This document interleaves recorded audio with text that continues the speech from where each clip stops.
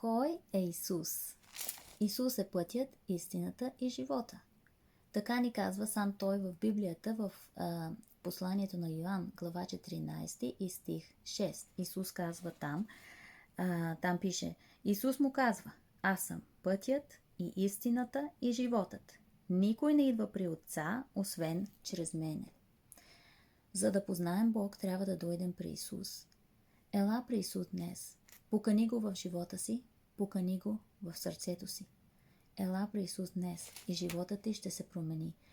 Исус те обича, Бог те обича.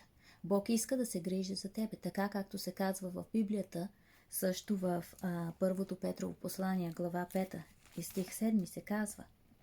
И всяка ваша грижа възложете на Него, защото Той се грижи за вас.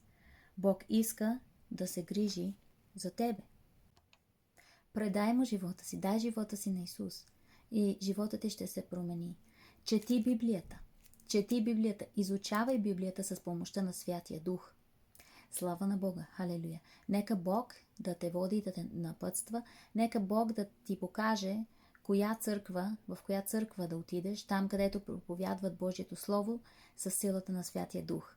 Събери се с други вярващи, посещавай църквата, учи от Божието Слово с помощта на Святия Дух и животът ти ще се промени. Бог те обича, Бог иска да се грижи за теб. Исус те обича, приеми го в живота си днес. Бог да ви благослови всичките. Слава на Бога. Амен.